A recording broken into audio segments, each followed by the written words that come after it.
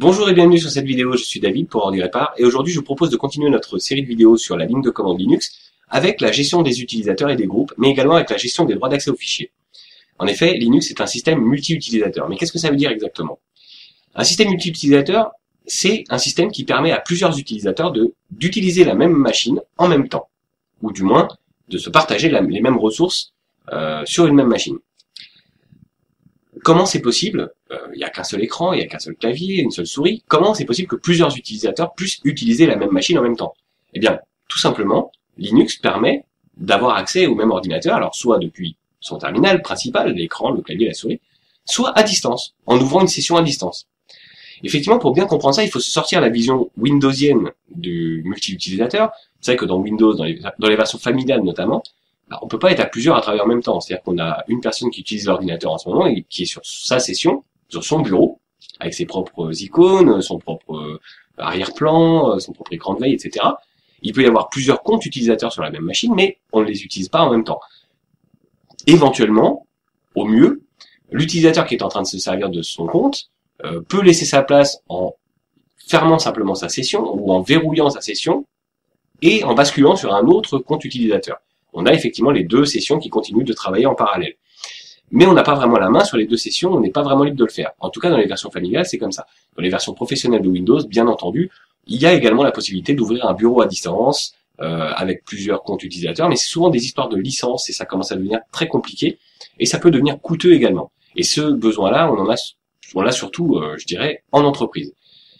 Bien avec Linux, on n'a pas ces histoires de licence à gérer et du coup, on est beaucoup plus libre de faire à peu près ce qu'on veut.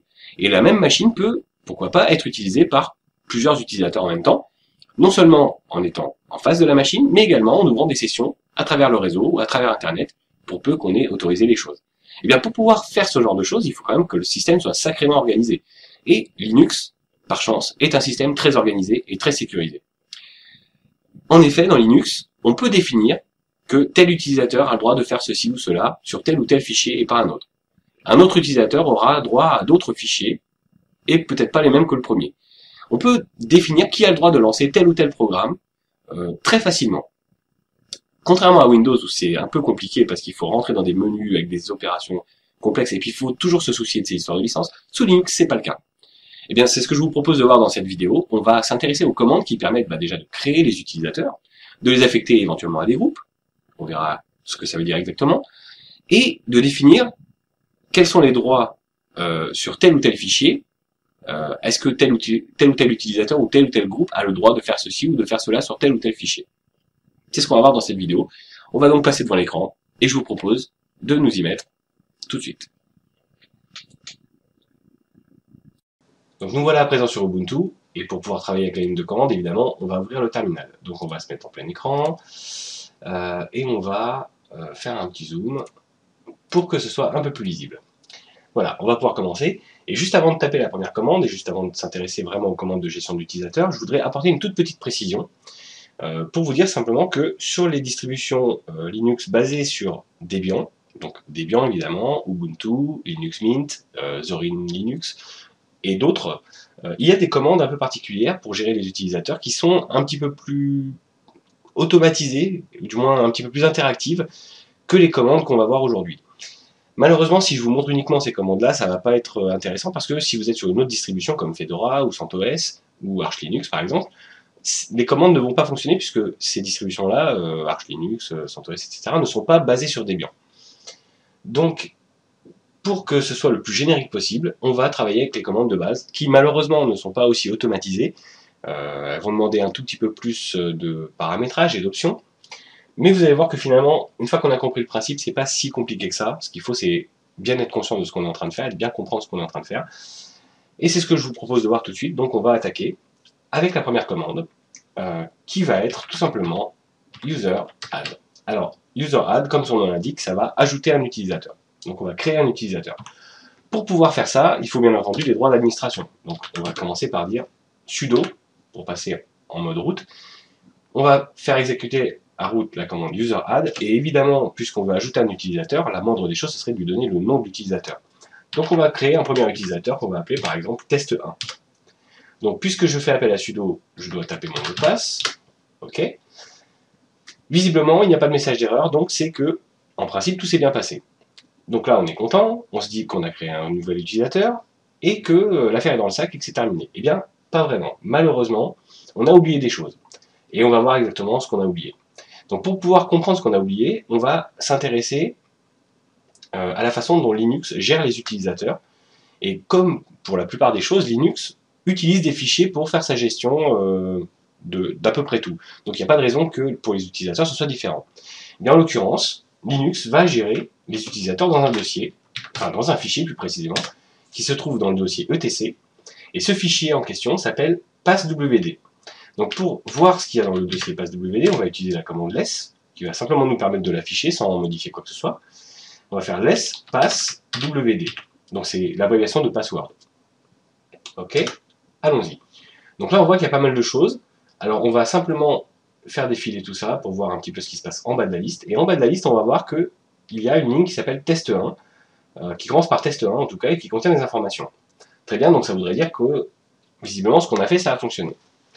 Mais il y a des petites différences par rapport aux autres lignes. Et on va regarder un petit peu ce qui se passe, et on va essayer de détailler un petit peu la syntaxe de ces lignes-là, de ce fichier. En fait, ce fichier va contenir des champs qui vont être séparés par des symboles de points. Donc à chaque fois qu'on verra un 2 points, ça veut dire qu'on passe à un champ différent. Le premier champ, il est assez évident, c'est le nom d'utilisateur. Test1 en l'occurrence. Très bien, pas de problème. Le deuxième champ, en fait, va contenir le mot de passe. Alors, pour des raisons historiques, le mot de passe était stocké dans ce fichier-là il y a fort longtemps, mais c'est pas très sécurisé de faire comme ça, et du coup, aujourd'hui, il y a une autre méthode, et le mot de passe est stocké dans un autre fichier, qu'on va voir tout de suite après. Donc pour le moment, on va se contenter de se dire, voilà, à cet endroit, on fait référence au mot de passe. Et c'est juste pour que le fichier ait pu garder la même forme qu'on continue de conserver ce champ qui finalement aujourd'hui ne sert plus à rien. Très bien, donc le champ suivant, ça va être un nombre, et ce nombre va indiquer ce qu'on appelle le user ID, donc le numéro d'utilisateur. Ce numéro en fait qui est attribué est un numéro automatique, et sa valeur peut aller de 0 jusqu'à une valeur qui est donnée dans un fichier de configuration qu'on pourra peut-être voir un petit peu plus tard. Mais en tout cas, ce numéro-là, il va avoir une signification quand même au niveau du système. Pour des raisons historiques, tous les numéros qui étaient en dessous de 500 étaient réservés à des services. Donc tous les numéros ici de user ID que vous voyez, Pulse, LightDM par exemple, ou qu'est-ce qu'on a d'autre, Proxy, 13, voilà, on voit que ces numéros-là sont en dessous de 500 et ils sont réservés à des services administratifs du système. Donc on ne peut pas donner un numéro comme ça à un utilisateur concret. Et là, les utilisateurs qui ont été créés sur Ubuntu, notamment je prends l'utilisateur David, qui est mon compte principal en fait quand je travaille sur Ubuntu, eh bien cet utilisateur a un numéro qui est 1000. Eh bien tout simplement parce que dans les versions plus récentes de Linux, cette limite qui était à 500 est passée à 1000. En fait, les premiers comptes utilisateurs sont créés à partir de 1000. Ce 1000 va avoir une signification également au niveau de l'interface graphique de Ubuntu. Puisque quand on va se connecter, on peut avoir accès à différents comptes utilisateurs. Et tous les utilisateurs qui ont un user ID à partir de 1000 seront visibles dans la liste des utilisateurs qu'on peut utiliser pour se connecter. Donc on voit qu'on a effectivement David et on a effectivement test1. David vaut 1000, test1 vaut 1001, c'est normal. VBox Add par exemple qui vaut 999 n'apparaît pas dans ma liste qui se trouve en haut ici. Et quand j'ouvre évidemment Ubuntu, si j'ai pas fait une ouverture de session automatique, parmi les utilisateurs que je peux choisir, il n'y aura pas VBox Add, il n'y aura pas ColorD, il n'y aura pas RTKit, etc. Très bien, donc ça nous donne déjà une autre information.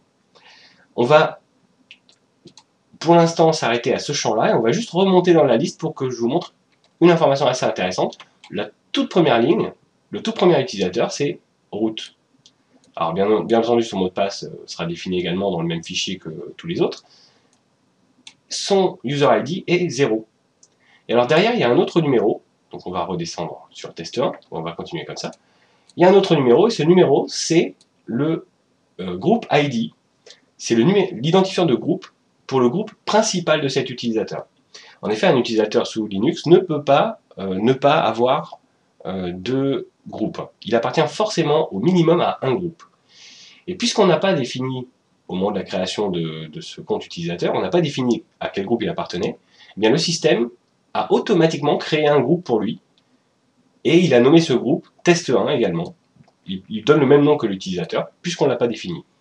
Et ce groupe a également un numéro, et ce numéro commence également à 1000, tout simplement, pour les utilisateurs. Alors il se trouve que le hasard fait que, comme on n'a pas trop joué avec les groupes et les utilisateurs, pour le moment, on est en phase. L'utilisateur 1001 aura le groupe 1001, si on en crée un nouveau, ça sera le 1002 qui aura très certainement le groupe 1002. Mais si entre-temps on s'amuse à créer des groupes qu'on n'a pas associés pour l'instant à des utilisateurs, l'utilisateur qu'on créera ensuite n'aura pas forcément les mêmes numéros entre le user ID et le groupe ID. Donc c'est pas obligatoirement le même chiffre. Hein. Voilà, c'est simplement pour expliquer ce qui se passe. Ensuite, on a un autre champ qui ici est vide. Et si on regarde sur David, le même champ n'est pas vide. Et bien ce champ, c'est un champ de commentaires. On peut mettre ce qu'on veut dedans. Alors la plupart du temps, on y met le nom de l'utilisateur. Enfin, pas son login, mais vraiment son nom. Par exemple, l'utilisateur test1, il s'appelle peut-être Jean-Claude, on va mettre Jean-Claude, par exemple. Très bien. Ensuite, on a un autre champ. Et ce champ suivant va nous indiquer quel est le dossier personnel de cet utilisateur. Le dossier personnel de cet utilisateur, de test1, ce sera donc /home/test1. Pour David, on voit que c'est /home/David. Très bien. Et ensuite, on a un autre champ qui, là, visiblement, est vide. Et ce champ-là, en fait, va contenir le shell initial, lorsque l'utilisateur se connecte, quel est le shell qu'il va utiliser. Et en l'occurrence, par défaut, ce serait bin bash, qui est le Bourne Again Shell. Sauf que là, pour notre utilisateur test1, comme on n'a rien précisé, il n'y en a pas. Donc on voit qu'on a déjà oublié au minimum cette information importante, le shell, parce que c'est quand même assez important, sinon l'utilisateur ne peut pas avoir de shell, enfin il va se connecter et puis on ne saura pas quoi lui dire, on ne saura pas quelle commande, quel type de shell va lui être proposé. Et accessoirement, ça peut être pas mal de lui mettre un petit commentaire. Donc voyons si on ne peut pas finalement modifier cet utilisateur et lui donner d'autres informations. Alors, est-ce qu'on aurait pu le faire à la création du compte utilisateur? Eh bien oui, il y a certainement des paramètres sur UserAdd, et comme on s'est lancé tête baissée à créer l'utilisateur sans regarder le manuel, évidemment on a fait des bêtises. Alors avant de voir comment modifier l'utilisateur, on va déjà voir finalement ce qu'on aurait dû faire pour avoir un utilisateur correct. Et on va pour ça consulter le manuel, donc on va faire man user add, et là on accède au manuel pour user add. Donc là on ne va pas forcément détailler toutes les options, mais au moins les quelques options qui peuvent nous servir dans un premier temps.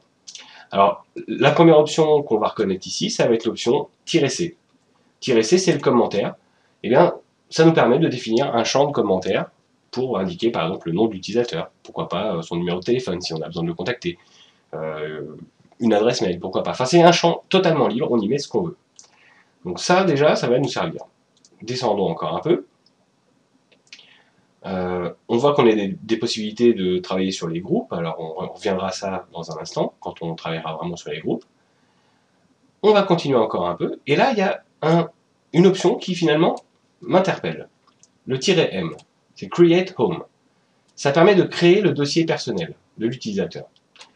Mais il me semblait avoir vu pourtant que on n'a pas mis de "-m, et que pourtant il y a bien /home/test1 dans le paramètre du dossier personnel. On y reviendra tout de suite, mais visiblement on a dû commettre une autre petite erreur, on a oublié quelque chose encore. Ok, alors continuons notre liste, on va descendre encore un peu, et là on a l'option "-s qui va nous permettre d'avoir accès à l'interpréteur, donc de savoir quel est le shell initial de l'utilisateur. Donc ça, il faut évidemment le renseigner. Très bien, on ne va pas forcément avoir plus d'options tout de suite, donc on va quitter pour l'instant. Et c'est vrai qu'on aurait dû faire ça directement à la création de l'utilisateur. Ce qui serait bien, ce serait de pouvoir le modifier. Et bien, pour modifier un utilisateur, on va utiliser une autre commande qui s'appelle usermod. Et usermod va fonctionner à peu près avec les mêmes options, alors pas toujours exactement les mêmes, mais sensiblement les mêmes options que UserAdd. Et pour s'en assurer, on va aller voir le manuel pour usermod, et on voit effectivement qu'on a aussi le "-c qui correspond au commentaire. Descendons encore un peu, on a aussi des gestions de groupe, donc ça on en reparlera encore tout à l'heure. On a un "-m, mais qui visiblement n'a pas grand chose à voir avec le "-m de UserAdd. Donc pour l'instant on ne va pas s'en soucier. Continuons. on a un "-s" qui nous permet de définir le nom du nouvel interpréteur de commande initial. Ça tombe bien parce qu'on ne l'a pas défini la première fois, donc on va pouvoir se servir de ça. Alors, quittons l'aide, le manuel de user-mode, et essayons d'utiliser user-mode pour rectifier le tir sur notre utilisateur qui s'appelle test1. Donc, on va appeler sudo user-mode. Qu'est-ce qu'on souhaite faire? Eh bien, on va ajouter par exemple un commentaire. On va mettre utilisateur de test numéro 1. Ensuite, on va lui définir son shell, donc "-s". Le shell, par défaut, ce sera /bin/bash. Alors, bash, sans me tromper, voilà. Pour que ça corresponde à ce qui est défini pour l'utilisateur David, par exemple, ou pour... visiblement, ça a l'air d'être la norme. Et évidemment, il ne faut pas oublier de donner le nom de l'utilisateur auquel ça doit s'appliquer. L'utilisateur, c'est test1. Donc, on valide. Il n'y a pas de message d'erreur, donc c'est qu'a priori, les choses se sont bien passées. Alors, reprenons notre less passwd et allons voir, tout en bas de la liste, si les choses ont changé. Effectivement, on a bien maintenant un utilisateur test1, comme tout à l'heure, avec toujours son mot de passe, son user ID, son groupe ID.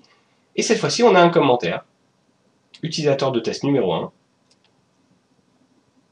On a l'indication de son dossier personnel, /home/test1. Et on a son shell par défaut qui est /bin/bash. Alors, reprenons cette information, /home/test1. Dans UserAdd, j'ai vu qu'il y avait une option -m qui permet de créer le dossier par défaut de l'utilisateur, le dossier personnel de l'utilisateur. Mais il me semblait qu'il était créé, puisque je le vois ici. Eh bien, allons voir quand même dans le dossier Home si le dossier test1 existe bien. Alors on va quitter less, on va aller faire un cd/home, faisons un ls pour voir, et là, surprise, il n'y a que le dossier David, je n'ai pas de dossier test1. C'est problématique parce que finalement, sans le dossier personnel, c'est un peu dommage, on ne peut pas faire grand chose. Alors, est-ce qu'il y a une possibilité de le créer après coup? Visiblement, avec user-mode, c'est pas très simple à faire. Eh bien, il y a une autre commande qui va nous aider dans ce cas-là. Et cette commande, ça va être mkhome.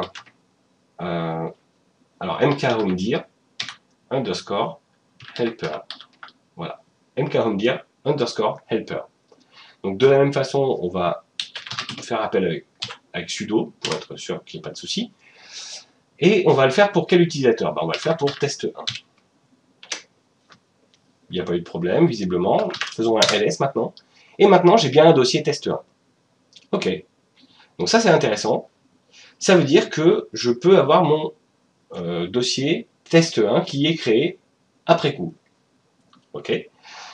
Bon, très bien. Alors maintenant, ce qu'on va faire, c'est qu'on va essayer de créer un nouvel utilisateur, mais en faisant les choses correctement cette fois-ci. Donc on va recommencer une autre commande sudo user-add. Alors cette fois-ci, on ne va pas oublier de mettre un commentaire. Utilisateur de test numéro 2. On va lui indiquer son shell, qui sera /bin/bash. Et on va mettre l'option -m qui va, en principe, permettre de créer le dossier personnel de l'utilisateur sans qu'on ait besoin de repasser par mkhomedir, etc., etc. Très bien. Et maintenant, on va donner un nom à cet utilisateur. On va l'appeler test2. Pas de problème, visiblement. Vérifions dans etc le fameux fichier passwd. Voyons si j'ai bien mon test2. J'ai bien mon utilisateur qui s'appelle test2, qui a également une référence à un mot de passe, visiblement, qui a un user ID de 1002, et qui a un groupe ID de 1002 également. Utilisateur de test numéro 2, ça c'est le commentaire. On a un dossier home/test2, et on fait référence à binbash. OK. Puisque j'ai mis le -m, voyons si dans le dossier home, j'ai bien mon test2 qui est créé. Et oui, il est créé. C'est parfait, c'est génial. Et essayons d'entrer dans le dossier test2. Alors, test2 sans espace. Hein. Faisons un petit ls-a, -al pour voir tout ce qu'il y a dedans. Mais il y a déjà des choses dedans. C'est intéressant, en fait, il met déjà des fichiers dans le dossier personnel. Est-ce que ça l'a fait également pour test1? Allons voir. C'est des test1. Oui, ça l'a fait également pour test1. d'où sortent ces fichiers? Où est-ce qu'ils ont été piochés? Où est-ce qu'on a été prendre ces fichiers-là? Eh bien, en réalité, ces fichiers ne sont pas venus là par hasard. Si on va dans le dossier ETC, on va trouver un dossier qui s'appelle Scale. Scale comme skeleton, où en fait ça correspond au squelette. C'est une sorte de squelette de dossier personnel. Et si on regarde ce qu'il y a dans ce dossier, eh bien il y a exactement les mêmes fichiers. Sauf qu'ils sont tous attribués à root et non pas à l'utilisateur auquel on fait référence. Donc test 1 ici ou test 2. On redétaillera bien entendu tout ça pour que ce soit bien clair et qu'il n'y ait pas de souci, on verra ça quand on parlera des droits sur les fichiers. Mais déjà, on a une indication ici de ce qui se passe. Ok? Alors, faisons juste un petit essai. Alors, le dossier Scale, visiblement, il contient des modèles. Alors, si je fais, par exemple, mkdir, on va créer un dossier test. Alors, on ne peut pas le créer, évidemment, il faut faire sudo mkdir test ls. Donc, j'ai bien un dossier test, c'est parfait. Donc, les autres fichiers sont cachés, hein, puisqu'ils commencent par des points. Et essayons maintenant de créer un nouvel utilisateur. Alors, sudo, user add.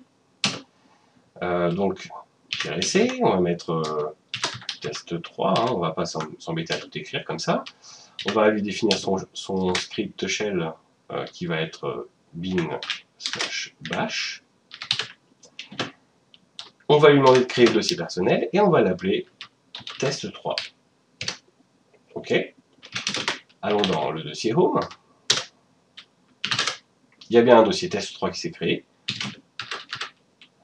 Entrons dans le dossier test 3 et voyons ce qu'il y a dedans.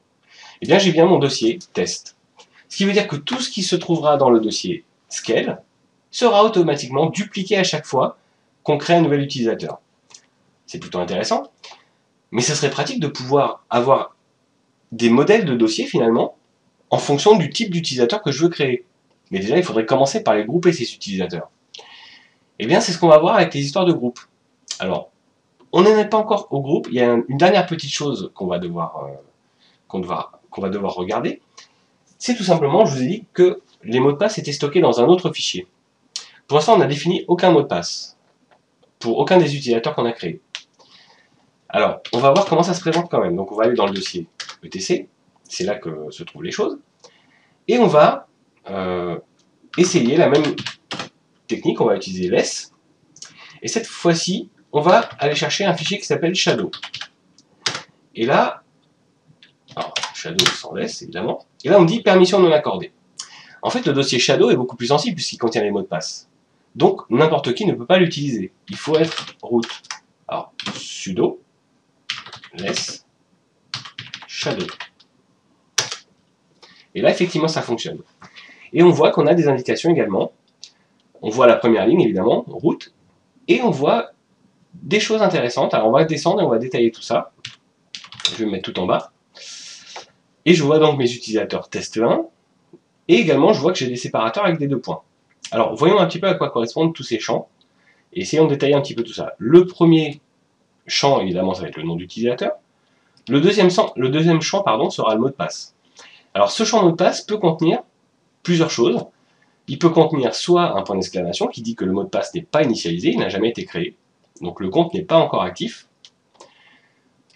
Il peut contenir le symbole étoile qui dit que finalement il n'y aura jamais de mot de passe et le compte n'est pas du tout autorisé à se connecter, on n'a pas le droit de se connecter en tant que cet utilisateur, c'est pas possible. Ou alors il contient un code un petit peu long, et ce code-là, c'est le mot de passe dans sa forme cryptée. Alors, ça donne quand même quelque chose d'assez intéressant.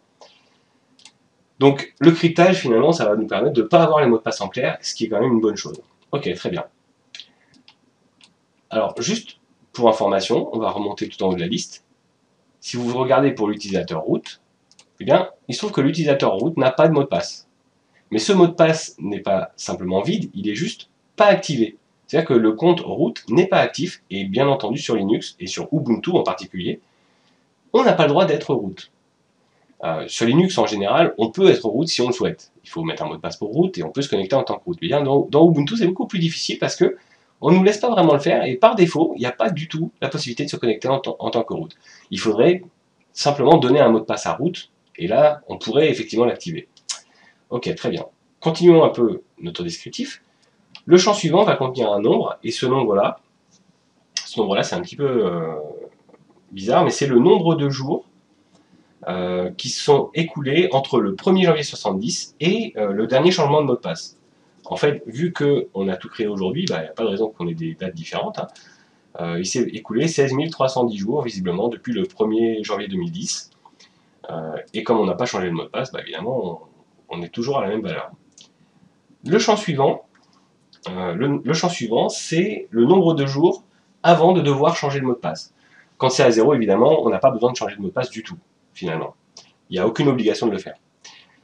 S'il y avait un nombre de jours qui soit, par exemple, 10, on ne pourrait pas changer de mot de passe dans les 10 jours qui viennent. On serait obligé d'attendre au moins 10 jours avant de pouvoir changer de mot de passe. Très bien. Ensuite, on a un autre nombre. C'est le nombre de jours restants avant d'être vraiment obligé de le faire. C'est-à-dire que pendant ce nombre de jours-là, ici, on ne peut pas le faire, et on sera obligé de le faire dans 89 999 jours. Donc, ce qui veut dire, en fait, jamais. 99 999, ça veut juste dire qu'on n'a jamais d'obligation de changer le mot de passe. Si vous voulez obliger les utilisateurs à changer de mot de passe tous les 30 jours, vous mettez 30 ici, tout simplement. Bon, c'est rare de devoir le faire, en général, on ne s'amuse pas à ça, mais pourquoi pas, ça peut arriver. Alors, ensuite, on a un nombre ici qui va nous indiquer le nombre de jours précédant l'expiration, et ça va être l'alerte en fait qui va être donnée à l'utilisateur. Donc là, en l'occurrence, on a 7, alors pour que ce soit clair, 7 jours avant l'expiration de son mot de passe, l'utilisateur aura une alerte lui indiquant qu'il va falloir que dans les 7 jours, il change son mot de passe. Voilà. Donc si on veut le prévenir 15 jours avant on met 15 ici. Donc par défaut, c'est 7, ce qui est, à mon avis, amplement suffisant, surtout si on ne s'amuse pas à changer de mot de passe tous les 4 matins. Le champ suivant, ça va être le nombre de jours durant lesquels le compte va continuer d'exister après l'expiration du mot de passe avant d'être désactivé. Donc, admettons qu'il fallait changer le mot de passe aujourd'hui et qu'on mette une valeur ici qui soit 10. Et bien, il reste encore 10 jours avant de désactiver complètement le compte.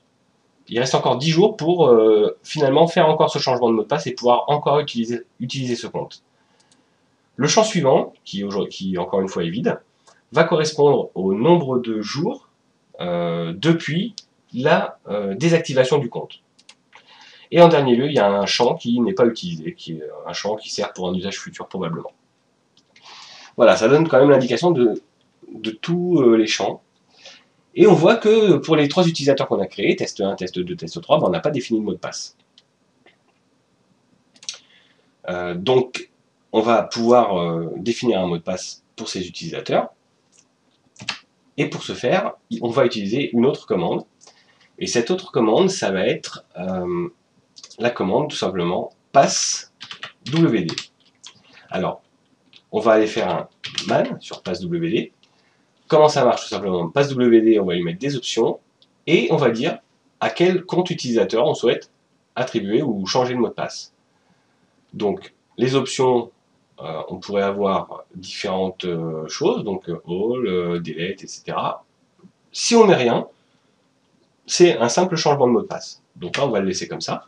Et on va faire ça. Donc on va faire sudo passwd. Et on va changer, par exemple, pour test 1, son mot de passe. Donc on va dire que pour test 1, on souhaite changer de mot de passe.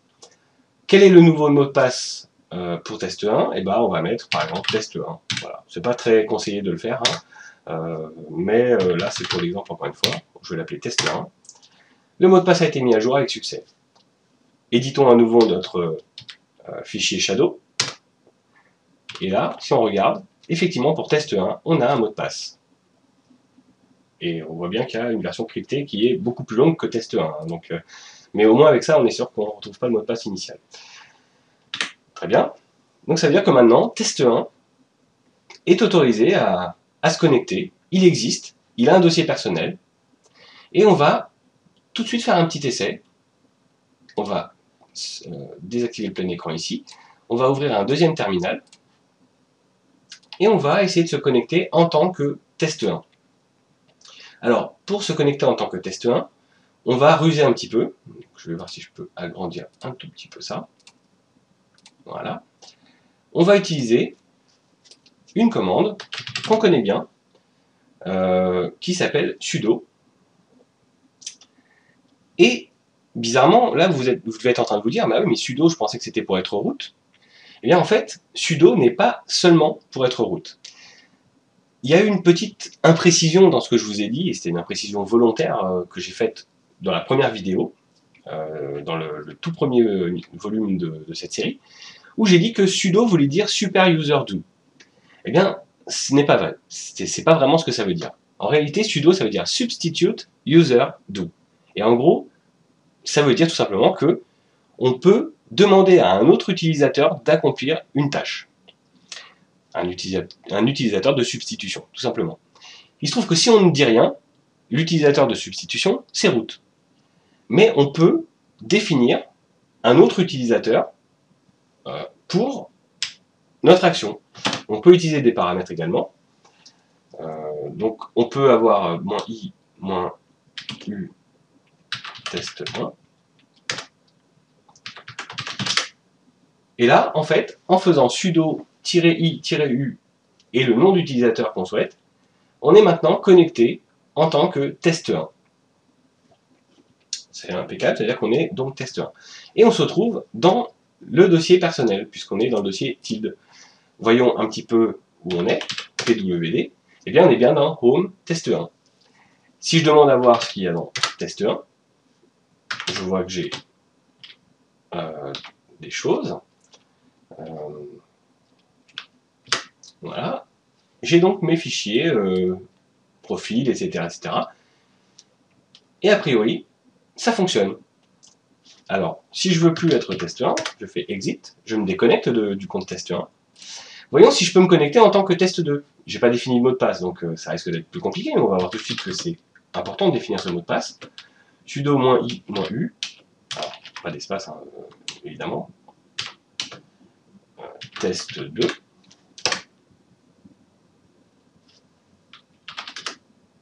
Ben là, ça fonctionne. J'ai pas besoin de définir de mot de passe pour ça. C'est intéressant. C'est même un petit peu dangereux d'une certaine manière. Mais quelque part, ça veut dire aussi que c'est important de mettre des mots de passe. Donc si on ne met pas de mot de passe, ça peut être dangereux. Et ça revient exactement au même problème qu'on a, c'est-à-dire que au même, c'est un problème sans en être un. C'est-à-dire que c'est grâce à ce type de fonctionnalité qu'on peut se connecter en tant que root quand on fait sudo. Alors, si j'ai pu le faire pour test 2, je dois pouvoir le faire pour root, évidemment, puisque d'habitude quand je fais sudo, ça marche. Mais là, on va le dire explicitement. Donc, explicitement, on va aller faire sudo -i -u, root. Et bien, ça fonctionne. Je peux me connecter en tant que root dans un terminal, même s'il n'y a pas de mot de passe, et normalement, le mot de passe, enfin, le compte utilisateur ne devrait pas être actif. Je ne peux pas initier une session en tant que root, ni en tant que test 2, puisqu'il n'y a pas de mot de passe. En revanche, une fois que j'ai déjà un utilisateur qui est en fonction, je peux me connecter sur un utilisateur qui n'a pas de mot de passe. C'est intéressant à savoir. Si je voulais vraiment désactiver un utilisateur, il faudrait que je mette étoile à la place du point d'exclamation dans le fichier passwd. Très bien. Pas dans le fichier passwd, pardon, dans le fichier shadow. Ok, très bien. Alors, quittons. Maintenant, je veux retourner finalement me connecter en tant que test 1, puisque là j'ai mis un mot de passe, d'accord? Donc là il ne me le redemande pas parce que j'ai déjà donné le mot de passe précédemment. Je me connecte en tant que test 1, c'est très bien. Et maintenant, voyons si je peux faire un sudo, en étant test 1, sudo ls par exemple. Alors, il faut que je mette le mot de passe pour test 1, donc je vais mettre le mot de passe qui est test 1. Et là on me dit, test 1 n'est pas dans les sudoers. Il n'est pas dans le fichier des sudoers. Qu'est-ce que ça veut dire exactement? Eh bien, tout simplement, test 1 ne fait pas partie d'un groupe qui s'appelle sudo. Alors, il n'est pas autorisé à utiliser la commande sudo. C'est un utilisateur simple, ce n'est pas un administrateur, contrairement à David qui est un administrateur, ou Root qui évidemment est le super administrateur. Donc il va falloir faire quelque chose pour que ça puisse fonctionner. Alors je vais quitter cette session-là. À la limite, je suis même pas obligé, je vais le reprendre, je vais le garder dans un coin, je vais juste le réduire, tout bêtement. Et là, on va commencer à s'intéresser un tout petit peu aux groupes. Alors, les groupes, comment c'est géré? Eh bien, tout simplement, de la même façon que les mots de passe et les noms d'utilisateurs sont gérés dans des fichiers, les groupes sont également gérés dans des fichiers. Le fichier principal qui gère les groupes se trouve également dans etc. Et ce fichier s'appelle groupe. Eh bien, là, on voit effectivement que on a un groupe root sur lequel il n'y a personne, à part évidemment qu'il a le groupe ID 0. Et puisque root a son groupe ID également à 0, ça veut dire que son groupe principal est le groupe root. Très bien. Donc si je descends encore un peu, je vais descendre tout en bas de la liste, j'ai bien mes utilisateurs classiques. Donc j'ai mon David qui est là, qui a le groupe 1000. Et effectivement, dans le fichier des utilisateurs, j'ai bien vu que David appartenait au groupe principal 1000. Donc son groupe principal, c'est 1000. Ok. Je vois également que test 1 est sur 1001, test 2 est sur 1002 et test 3 est sur 1003. Mais après, je vois qu'il y a des informations, donc je vois qu'il y a des 2 points, et je vois que je peux avoir des informations après les derniers 2 points. Par exemple, dans le groupe Samba Share, j'ai David. C'est intéressant. Alors, remontons un petit peu dans la liste et voyons ce qu'il y a d'autre comme groupe. Alors, encore un peu, hop, hop, hop, hop. Ah voilà, j'ai un groupe intéressant, j'ai le groupe sudo. Et dans le groupe sudo, j'ai David qui est collé derrière. En fait, David a comme groupe principal le groupe 1000, qui est le groupe David, tout en bas de la liste, on l'a vu ici, il est là. Mais comme groupe secondaire, il appartient également à d'autres groupes comme sudo par exemple. Donc ça voudrait dire que si je voulais avoir accès en tant que test 1 à la commande sudo, il faudrait que je fasse partie du groupe sudo.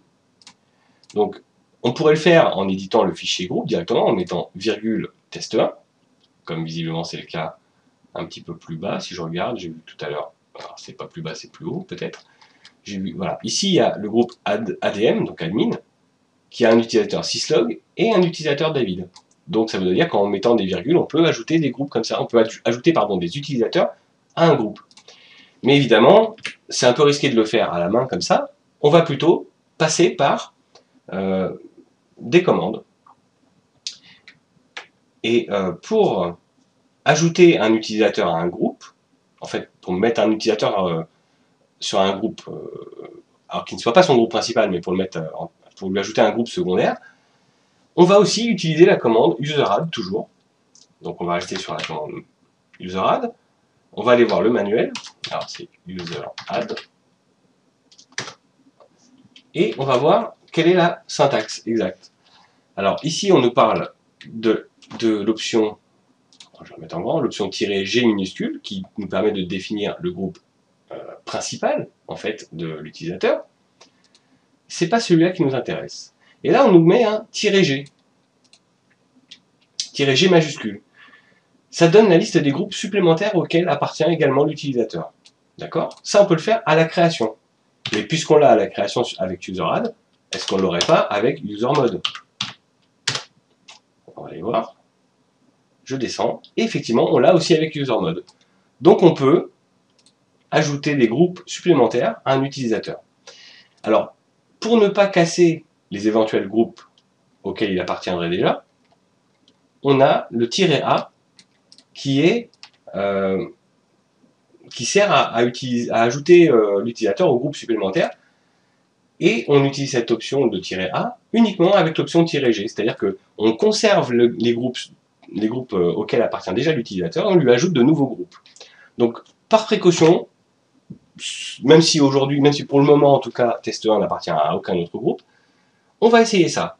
Donc si je veux être sûr que test 1 puisse utiliser la commande sudo, on va faire déjà un sudo usermod, -a G majuscule, j'aurais pu mettre -A, -G, évidemment, hein, mais -AG, le nom du groupe, donc ça va être sudo, et le nom d'utilisateur auquel je veux appliquer cette modification, ça sera test1. Ok, ça a l'air de fonctionner.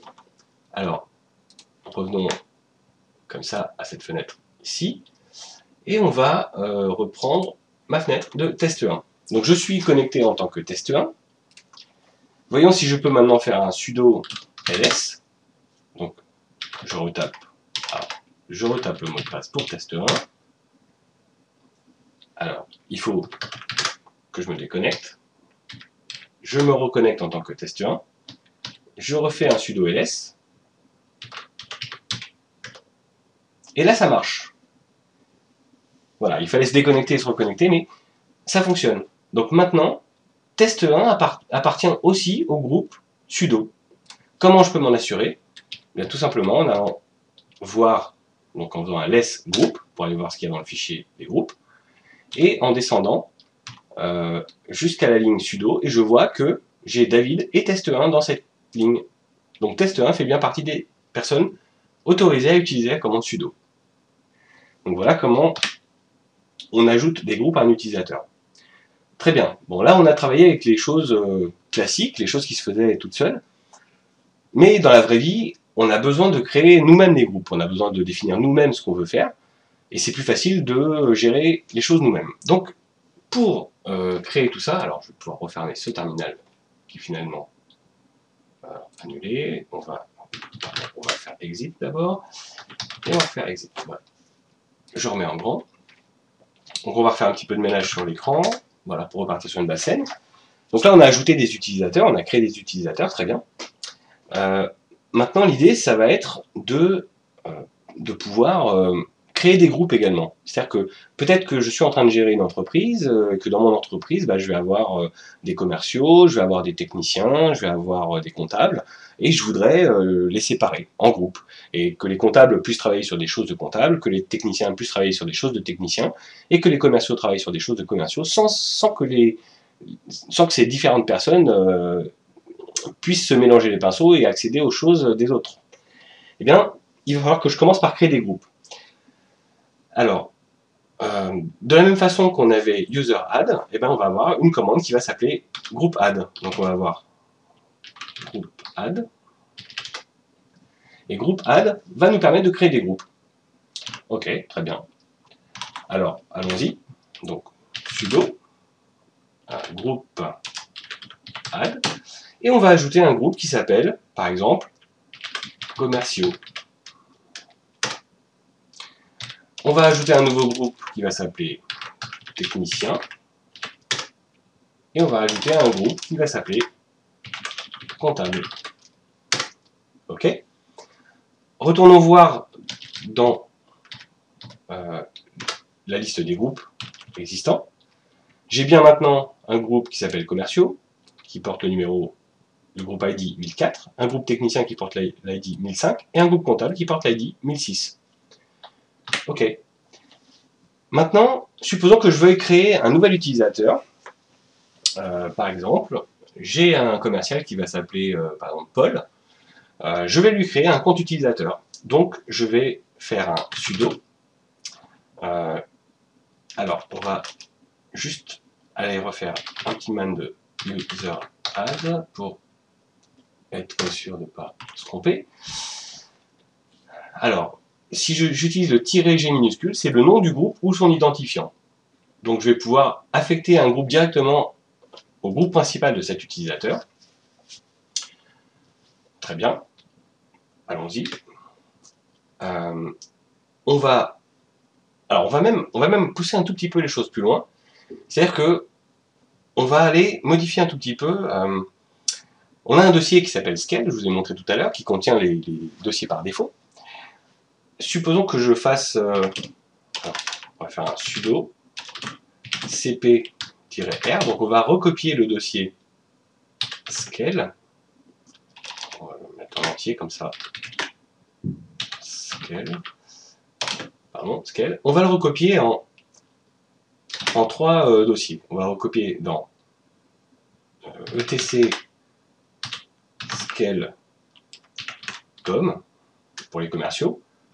On va le recopier en etc scale-compte pour les comptables. Et on va le recopier en etc scale-tech pour les techniciens. Allons-y. Alors peut-être qu'il faut... On va pas mettre des tirets comme ça. On va... Si je mets des tirets comme ça, il faut aussi que je mette des...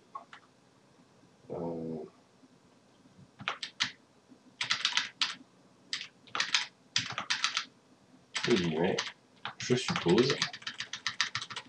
On va essayer ça. Ça ne fonctionne pas. Bon bah tant pis, on va le faire. On va les faire un par un. Ça sera plus sûr. Donc on va créer scale.com. Allons-y. On va créer scale compte. On va créer scale tech. Voilà. Donc les trois sont créés. Donc si je fais un ls ls-l, on va faire un grep pour chercher tout ce qui contient scale. Donc on a bien scale com, scale compte et scale tech. Très bien. Maintenant pour les commerciaux, alors on va changer ici, on va aller dans scale com. On va créer un nouveau fichier. Alors je vous montre une petite commande sympa qui s'appelle touch. Donc on va faire un sudo. Touch, c'est une commande toute bête qui en fait va simplement toucher le fichier, c'est-à-dire changer sa date de modification. Si le fichier existe, c'est uniquement la date de modification qui change.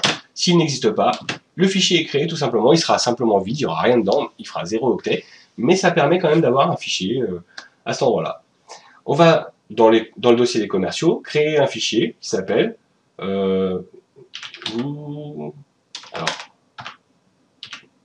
vous êtes un commercial.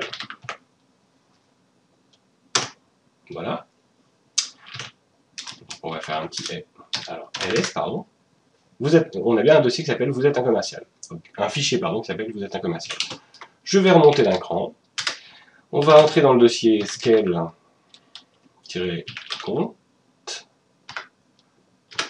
On va faire la même chose. Un touch. Vous êtes un comptable. Ok. C'est des points. C'est des scale-tech.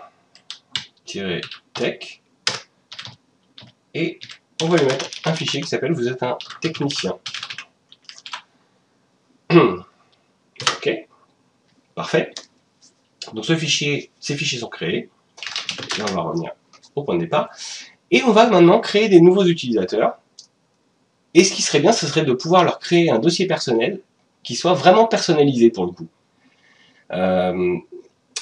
En sachant à chaque fois qui ils sont. Et on va même pousser le vice un petit peu plus loin, c'est qu'on va aller dans le dossier Home. Alors là, on va vraiment faire les choses en grand. Donc dans le dossier Home, on a aujourd'hui David, test 1, test 2, test 3.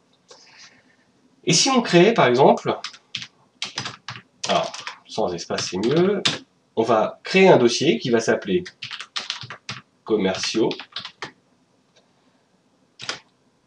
Alors, il faut faire sudo, décidément. On va créer un autre dossier qui va s'appeler comptable. Et on va créer un autre dossier qui va s'appeler technicien. Voilà. Et l'idée, ça va être de créer un ou plusieurs utilisateurs qui seront des commerciaux, un ou plusieurs utilisateurs qui seront des comptables, et un ou plusieurs utilisateurs qui seront des techniciens. Donc, voyons un petit peu la syntaxe. On va reprendre encore une dernière fois le manuel pour user add, et on va essayer de voir ce qu'on peut faire avec ça. Donc, on voit que le "-b" nous donne le répertoire de base. Descendons encore un peu plus bas, et on voit que "-k" nous permet de définir le répertoire où se trouve le squelette. À condition, bien sûr, qu'on lui dise de créer le dossier en faisant "-m". Alors maintenant, on va y aller, on va faire les choses en grand, et on va commencer par créer les utilisateurs. Donc là, on a créé des groupes déjà, qui étaient donc commerciaux, comptables et techniciens. On va le revérifier une dernière fois, parce que j'ai fait pas mal de choses.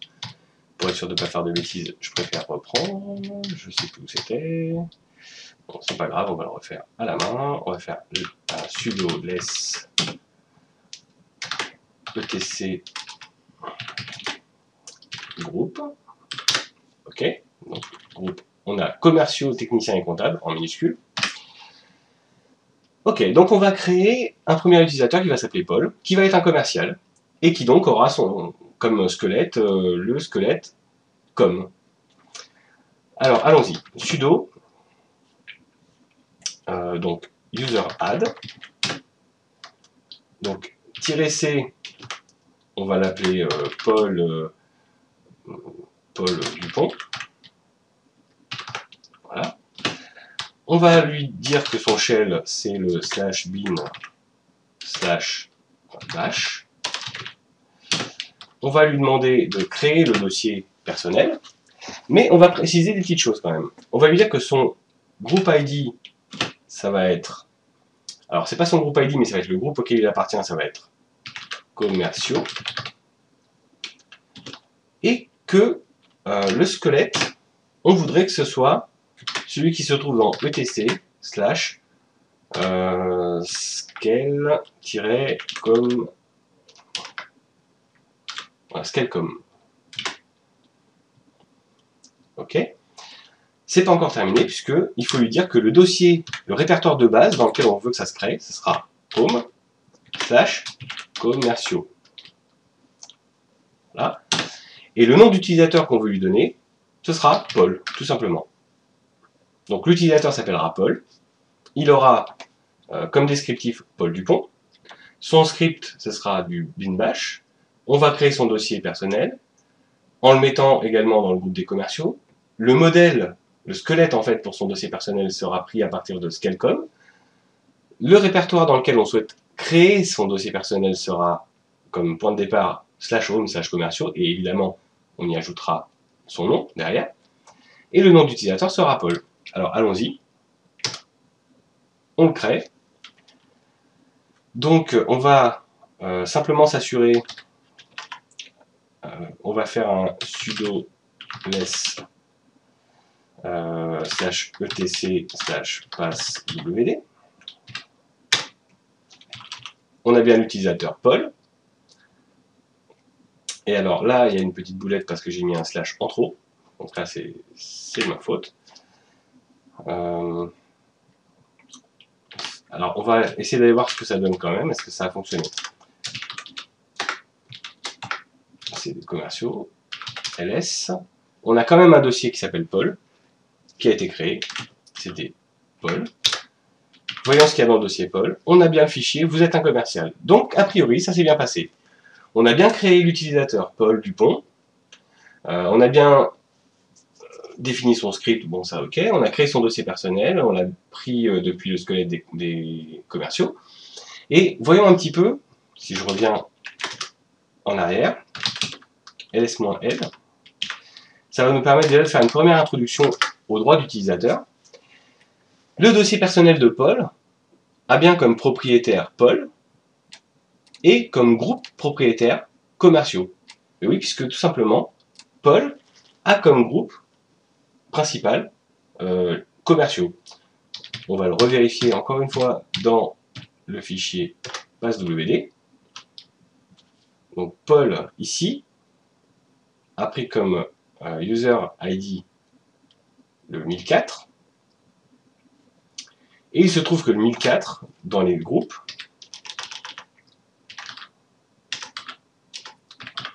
voilà, le 1004 dans les groupes, ça correspond bien à commerciaux. Ok, on a bien créé cet utilisateur-là. Donc on pourrait faire la même chose maintenant pour d'autres utilisateurs. Donc si je reviens sur ma grande commande ici, on va juste changer Pierre. On va créer un utilisateur qui va s'appeler Pierre. On va le mettre dans par exemple comptable. comptable, je crois que c'est ça. Je ne sais plus si j'ai mis un S. Voilà, j'ai mis un S. On enlève le slash à la fin, parce que c'était l'erreur de tout à l'heure, donc c'est pas trop gênant. Le squelette va être pris en compte, ETC compte. Il appartient au groupe comptable, et il s'appelle donc, alors son nom c'est pas Paul Dupont, c'est Pierre Durand. Ok, allons-y. Alors c'est des points, on remonte d'un cran, on va aller dans le dossier comptable. Voyons, on a bien un dossier Pierre. Si on fait un sudo less pass wd, alors évidemment si je suis pas au bon endroit, slash etc slash pass wd, on va y arriver. Si je mets pas les espaces au bon endroit, ça fonctionne pas bien, pardon. Donc on a bien un utilisateur qui s'appelle Pierre, qui a comme user ID 1005 et comme groupe ID 1006. Parce qu'il se trouve que dans le fichier groupe, on a bien 1006 pour les comptables. Donc ça a marché. Et on va faire une dernière vérification. Donc je refais un ls, je vais dans le dossier Pierre, ls à nouveau, et j'ai bien l'indication vous êtes un comptable. Donc on voit que ça fonctionne et qu'on peut personnaliser comme ça des groupes. On peut personnaliser les utilisateurs, on peut créer des utilisateurs en leur donnant tout un tas d'indications pour les créer vraiment de la façon dont on souhaite. C'est quand même très puissant. Ça demande un petit peu de retenir ces quelques commandes, bien sûr, les quelques options. Hein, c'est évident que ça demande un petit peu de temps pour les retenir, mais une fois qu'on a compris le principe, on peut faire à peu près ce qu'on veut. Et là, du coup, on va finir un tout petit peu ce détail en regardant, en commençant à s'intéresser aux droits d'utilisateur. Donc, simplement, les droits d'utilisateur, les droits sur les fichiers, ça va nous permettre de gérer justement ces utilisateurs et la façon dont ils accèdent aux fichiers.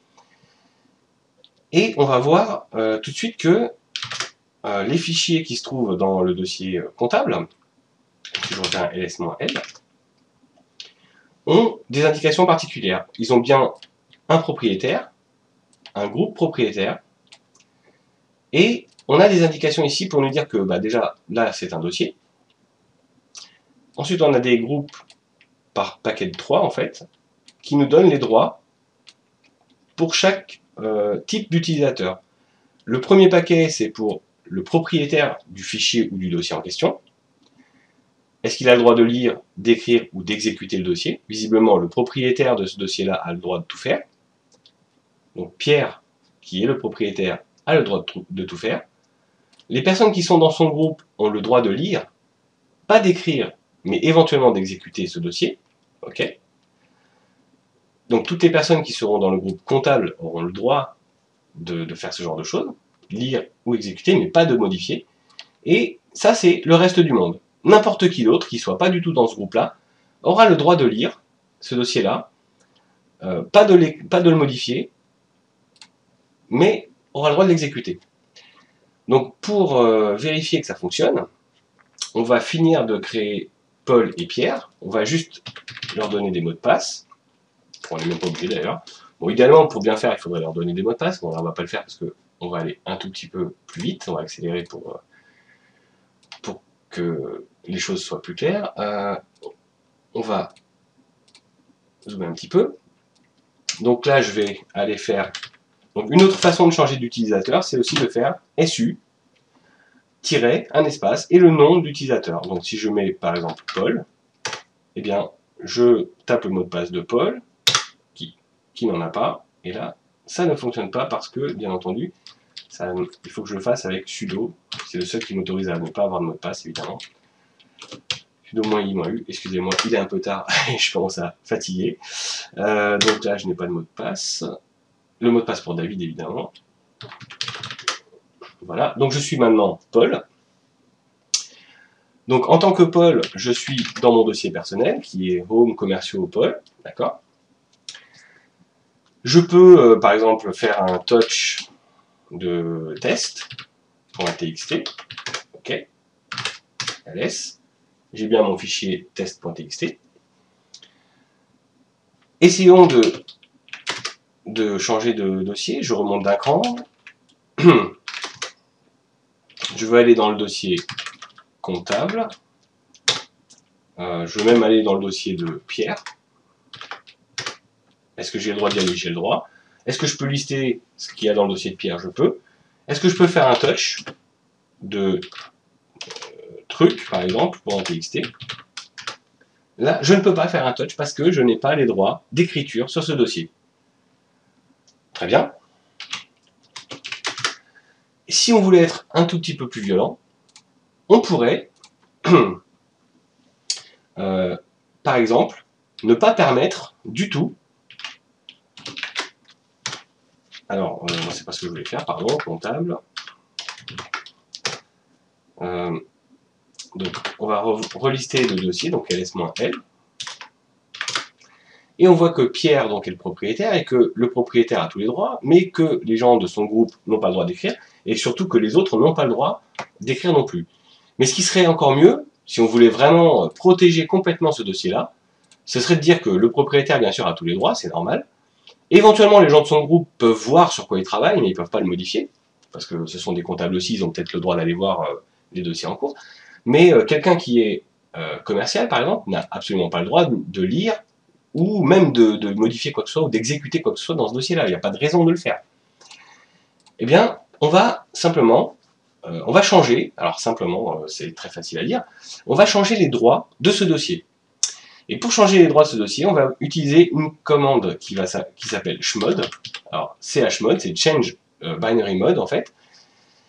Et là, il va falloir que je vous explique une petite chose avant de pouvoir faire ça. Donc, ces droits R, W et X, RW et X, RW et X ici aussi, sont compris par le système soit avec les lettres R, W et X pour R pour read, W pour write et X pour execute, mais ils peuvent être compris sous forme numérique. Alors, qu'est-ce que ça veut dire exactement sous forme numérique? Là, on va aller tricher un petit peu. Je vais prendre un éditeur ici. Et je vais simplement essayer de vous expliquer ça. En fait, chacune de ces lettres va avoir une valeur. Il se trouve que en binaire, on a, par exemple, 3 bits qui peuvent avoir des valeurs, donc 0 ou 1 chacun. Et si on voulait égrener toutes les possibilités, donc le 0, ça donnerait 0, 0, 0. Donc si on a bien trois informations binaires, hein, on a est-ce qu'on a le droit d'exécuter, oui ou non? Est-ce qu'on a le droit d'écrire, oui ou non? Est-ce qu'on a le droit de lire, oui ou non? Donc on va se fixer comme indication que V, ça va être la valeur, réellement. Et que ici, on va avoir le R, le W ou le X. Et en fait, grâce à ça, on va égrener toutes les combinaisons possibles et on va compter en binaire réellement en se servant de ces indications-là. Alors, ça va être un peu pénible peut-être au départ, mais rassurez-vous, ça va vite trouver une explication. Donc je vais le faire là pour qu'on ait toutes les indications. Donc quand on compte en binaire comme ça, on va les avoir sous cette forme-là. 0, 1, 1. Le 4, ça voudra dire 0, non, pardon, ça veut dire 1, 0, 0. Le 5, ça sera 1, 0, 1. Le 6, ça sera 1, 1, 0. Et le 7, ce sera 1, 1, 1. En fait, en réalité, cette valeur ici, la première valeur, on dit qu'on est, dans ce cas-là, quand on compte sur 3 bits, on est en octal. Pourquoi en octal? Alors, le binaire, c'est 2 valeurs possibles, c'est 0 ou 1. Le décimal qu'on utilise tous les jours, c'est 10 valeurs possibles. On a 10 symboles pour représenter les nombres, ça va de 0 jusqu'à 9. Et bien, l'octal, il y a 8 symboles, de 0 jusqu'à 7. Et donc, en réalité, chaque paquet de 3 est une valeur en octal. Si je veux, par exemple, autoriser, ne rien autoriser du tout, je vais donner comme valeur 0. Si je veux autoriser uniquement l'exécution, je vais donner 1. Si je veux autoriser uniquement l'écriture, je vais donner 2. Si je veux utiliser à la fois l'écriture et l'exécution, je vais donner 3. Si je veux autoriser uniquement la lecture, je vais donner 4. 5 pour avoir la lecture et l'exécution, ce sont les droits qu'on a ici d'ailleurs. Donc ici la valeur ça vaudrait 5. 6 si je veux la lecture et l'écriture mais pas l'exécution, et 7 si je veux tous les droits, c'est-à-dire lecture, écriture et exécution, et c'est ce qu'on a ici. Pourquoi tout ce préambule? Pourquoi toute cette information? On va y venir tout de suite, c'est que la commande chmod peut prendre comme paramètre soit les lettres, pour dire ce qu'on veut faire, mais c'est pas très précis, soit, si on veut être vraiment précis, ce sont des valeurs en octal. Alors, on va faire les modifications directement, on va faire sudo chmod, et en fait on va donner les trois groupes en octal, en indiquant les droits qu'on souhaite attribuer. Par exemple, si le premier groupe on met 7, qui sera ce groupe-là, on aura le droit de lire, d'écrire et d'exécuter. Ensuite, si par exemple je veux que les personnes du... Donc ça c'était pour le propriétaire. Pour le groupe, les personnes du groupe propriétaire, aujourd'hui elles peuvent lire et exécuter, mais en fait je voudrais qu'elles ne puissent que lire. Donc je vais mettre 4. Ok, donc ça sera 4. Et je veux que tous les autres, qui ne sont pas du tout les comptables, qui ne sont pas dans le groupe propriétaire, c'est vraiment tout le reste du monde, par exemple les commerciaux, bah, je veux pas qu'ils aient droit de quoi que ce soit, je vais leur mettre 0. Donc en mettant 7, 4 et 0, j'ai changé les droits ici. Et bien entendu, il faut que je dise sur quel élément je souhaite le faire, et l'élément, ce sera Pierre. Ok.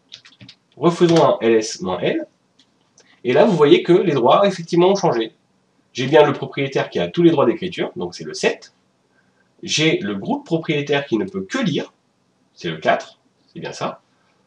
Et tous les autres, ils sont à la porte, ils n'ont pas le droit, tout simplement, d'accéder au dossier. Alors, refaisons un ls.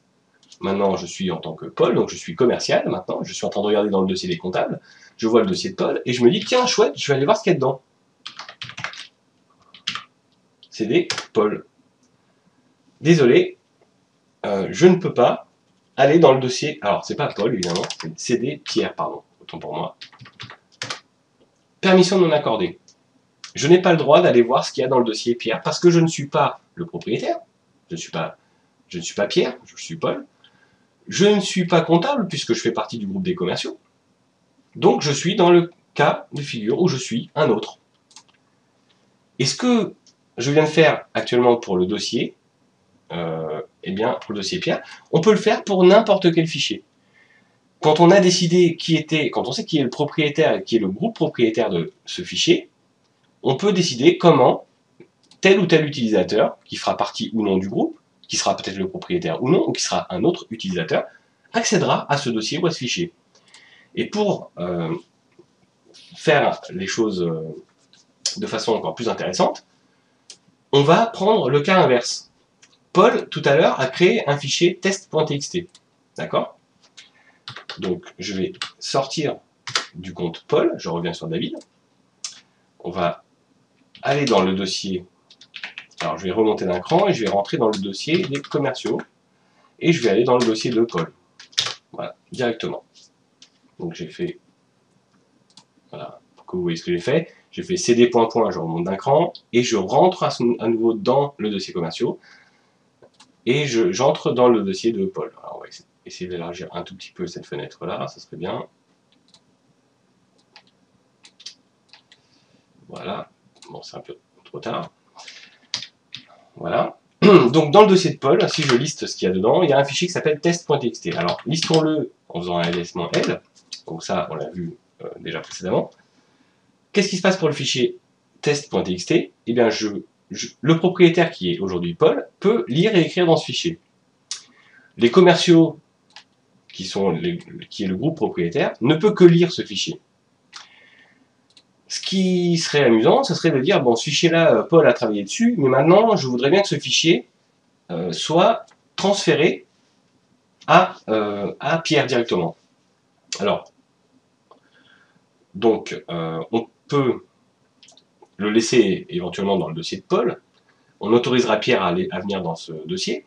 Et je voudrais que ce fichier texte, ce fichier test.txt, ne soit plus à Paul maintenant et qu'il appartienne à Pierre. Je voudrais changer le propriétaire de ce fichier. Eh bien, je vais utiliser une commande qui va s'appeler chown. change owner, owner qui veut dire propriétaire. Donc on va aller, donc on va changer le propriétaire. Alors je vais juste vérifier la syntaxe exacte. Change owners, donc c'est d'abord les options, le nouveau propriétaire et le nom du fichier. D'accord? Donc les options pour l'instant on ne va pas s'en occuper. Donc je fais un sudo chown, change owner. Le nouveau propriétaire ce sera Pierre. Et le fichier en question ce sera test.txt. Voilà, et je valide. Refaisons un ls-l pour voir. Et effectivement, maintenant, le fichier test.txt appartient à Pierre. Pierre est donc maintenant le propriétaire de ce fichier, il aura le droit d'écrire dedans. Le groupe propriétaire, néanmoins, ce n'est pas celui de Pierre. C'est commerciaux. Alors, on va y revenir dans un instant. Donc, je suis toujours Paul. Enfin, je suis toujours dans le dossier Paul. Alors, je vais reprendre mon autre terminal. C'était, je ne sais plus lequel. Voilà, c'est celui-là.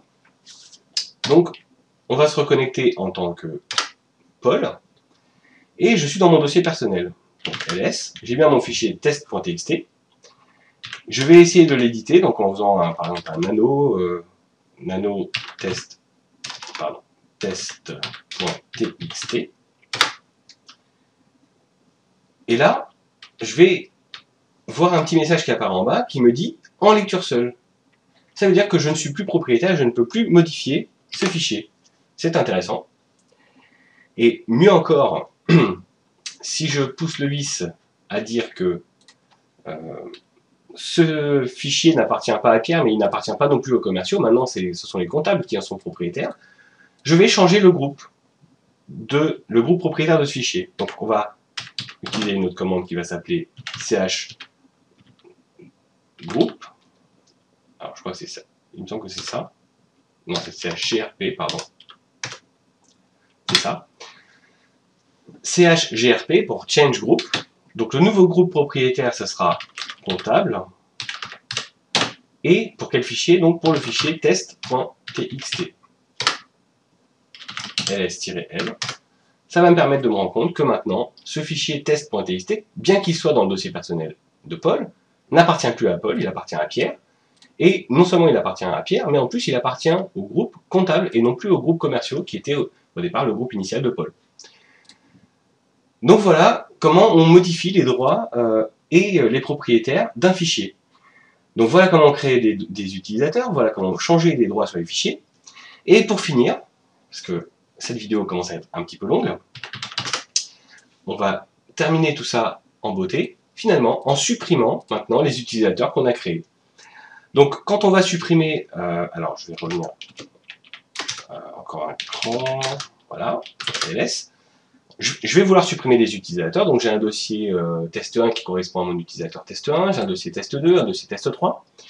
Et alors, avant de commencer à voir la commande qui supprime, je voudrais juste vous montrer une petite chose.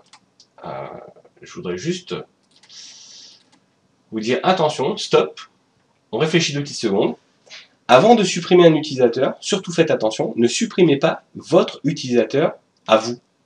Ne supprimez pas, par exemple, en ce qui me concerne, je ne vais pas supprimer David. Parce que si je supprime David, je me retrouve à la porte. Alors là, ça va, j'ai créé d'autres utilisateurs.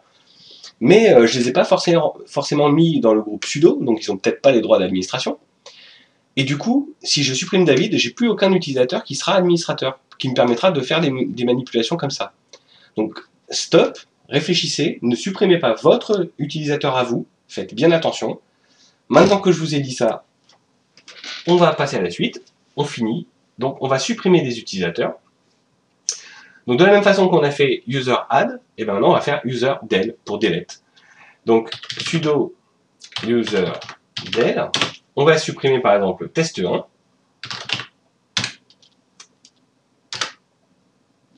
A priori il n'a rien dit, c'est que ça a dû fonctionner, donc si je vais regarder, si je fais un less de /etc/passwd, et que je cherche test1, il n'est plus là, il a disparu.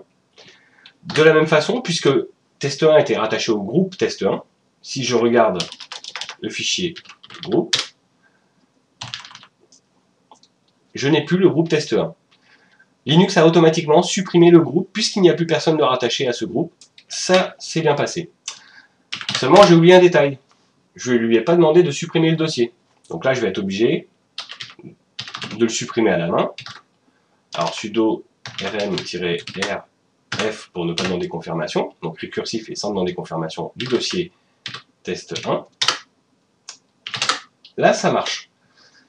J'aurais pu, effectivement, dans la commande userdel, et ce qu'on va faire d'ailleurs avec l'utilisateur test2, lui demander de me le faire aussi avec la commande -r, l'option -r. Alors, il me dit qu'il n'a pas trouvé la boîte aux lettres de test2 dans var mail test2, bah évidemment parce qu'on ne l'a pas créé, c'est quelque chose qui n'était pas dans l'objet de cette vidéo, mais il a quand même supprimé le dossier test2. Et si je revérifie dans passwd, il a bien supprimé l'utilisateur test2, parce que j'ai test3 et j'ai plus le test2 dessus. Et de la même façon, si je regarde dans le fichier groupe, hop, il a bien supprimé le groupe test2, tout simplement parce que je n'ai plus personne qui est rattaché à ce groupe. Je vais voir aussi comment supprimer un technicien, le groupe technicien, pardon, puisque finalement je m'en sers pas. Pour supprimer un groupe, ça va être, normalement, si je dis pas de bêtises, alors, ça va être groupe del, qui permet de supprimer un groupe. Alors bien entendu, on ne pourra supprimer un groupe que si plus personne n'est rattaché à ce groupe. Donc si je fais groupe del, le groupe qui s'appelle technicien, comme ça, si je revérifie dans mon fichier groupe, je n'ai plus le groupe technicien. Une dernière chose qu'on n'a pas forcément vue, c'est tout à l'heure, alors si je revérifie dans les groupes un peu plus haut, si je l'ai vu, on l'a vu tout à l'heure, autant pour moi, je vais juste faire une petite vérification, history, est-ce qu'on a vu, alors on va faire mieux que ça, on va faire mieux que ça, si je fais history, que je renvoie ça vers grep, et que je cherche G, on l'a utilisé tout à l'heure. Donc, non, on l'a pas utilisé tout à l'heure. Ok, alors on va juste faire une dernière petite chose, une dernière petite manip, et après on va pouvoir terminer là-dessus. J'ai toujours un utilisateur test3 par exemple. Ok. Mon utilisateur test3, je voudrais qu'il soit rattaché aux commerciaux. Donc on a vu qu'on pouvait ajouter, alors on va faire un sudo user node -a j majuscule. On va ajouter un groupe à test3 qui sera le groupe commerciaux. Donc on ajoute commerciaux à test3. Quand je vais regarder dans les groupes, je vais effectivement avoir dans les commerciaux test3 qui sera rattaché aux commerciaux. Et puisque j'ai l'impression qu'on ne l'a pas fait, qu'on l'a un petit peu oublié, je voudrais quand même vous la montrer cette commande parce qu'elle est importante. Si je souhaitais maintenant ne plus avoir test3 dans le groupe commerciaux, il me suffirait de faire sudo g passwd -d. Ça va supprimer l'utilisateur test3 du groupe commerciaux. Retrait l'utilisateur test3 du groupe commerciaux. Je vérifie maintenant à nouveau mon fichier groupe et je vois que dans commerciaux, je n'ai plus test3. Voilà. Donc, on a vu à peu près toutes les commandes, c'est-à-dire pour créer un utilisateur, pour ajouter des informations, pour lui permettre d'avoir un dossier de modèle avec des fichiers qui se copient automatiquement quand on le crée dans son dossier personnel.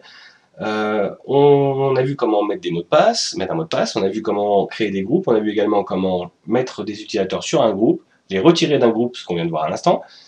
Ça fait pas mal de choses, donc maintenant on va pouvoir se retrouver dans le monde réel pour une petite conclusion, et je pense que c'est déjà pas mal pour cette vidéo qui commence à être un petit peu longue. Allez, on se retrouve dans le monde réel et on conclut cette vidéo. Et bien voilà pour la gestion des utilisateurs et des groupes. C'est une vidéo qui était assez longue jusque-là, effectivement, mais on a vu l'ensemble des fonctionnalités pour créer, modifier un utilisateur avec UserAdd, UserMod, pour les affecter à des groupes avec toujours UserAdd et les options -A, G majuscule pour des groupes secondaires. Les utilisateurs ont forcément un groupe principal de base, et quand on crée un utilisateur, si on ne précise pas à quel groupe principal il appartient, automatiquement Linux va créer un groupe directement à partir de rien pour cet utilisateur, parce que chaque utilisateur doit forcément avoir au moins un groupe principal, un groupe initial.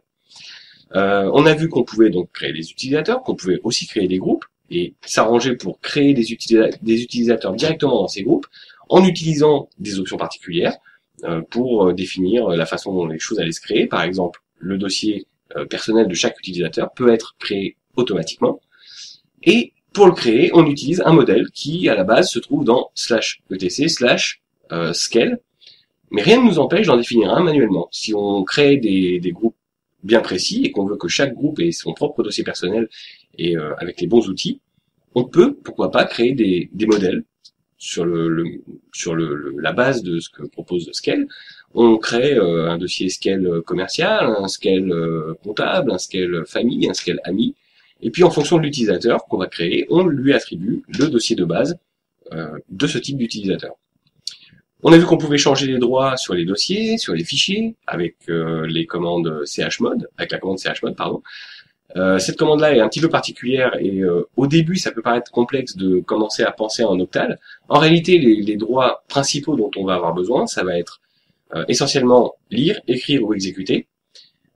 Les valeurs vraiment importantes à retenir, c'est exécuter, ça vaut 1, écrire, ça vaut 2, et lire, ça vaut 4.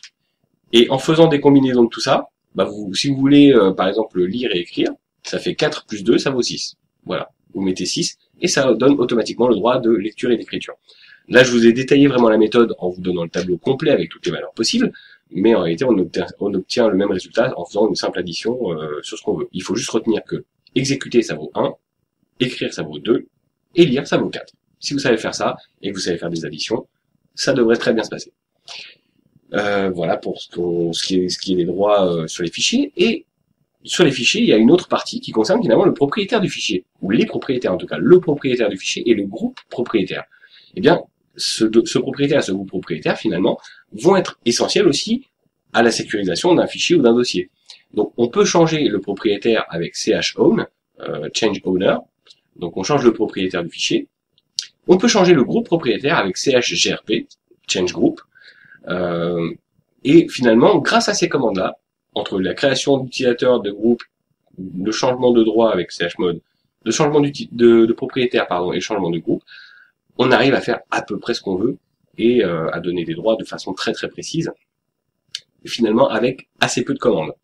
Là, on a mis du temps à les développer parce que je voulais vous montrer vraiment l'utilisation et essayer de vous donner des exemples un peu concrets de leur façon de s'utiliser. C'est pour ça que cette vidéo est aussi longue, mais en réalité, une fois qu'on a compris ça, en 10 minutes, les choses sont faites. Il n'y a pas besoin, si on sait précisément ce qu'on est en train de faire, ça va très très vite. On n'a pas à farfouiller dans les menus, il suffit de connaître ces quelques commandes, de connaître les quelques options. De toute façon, si vous avez un doute, comme d'habitude, lisez le manuel, c'est man et le nom de la commande, et vous devriez retrouver à peu près tout ce qu'on a vu là, et certainement encore d'autres informations. Voilà, donc j'espère que toutes ces informations ne vous ont pas fait trop mal à la tête, n'ayez pas peur, prenez le temps de les digérer, revisionnez la vidéo s'il le faut, faites des pauses, faites des essais dans une machine virtuelle, c'est peut-être encore le moins dangereux. Surtout si vous supprimez des comptes utilisateurs, ne supprimez pas votre compte personnel parce que sinon vous risquez d'avoir des gros problèmes. Si vous n'avez pas défini les mots de passe pour les utilisateurs que vous avez créés et que vous supprimez votre utilisateur qui est peut-être le seul à avoir en plus l'accès sudo, là vous êtes très très mal parce que vous ne pouvez pas ouvrir une session en tant que root. Ça peut vraiment être problématique. Donc à manier avec précaution quand même. J'espère en tout cas que ça vous sera profitable et que ça vous a fait avancer. C'était David pour Ordi Répar, j'espère vous revoir pour la prochaine vidéo.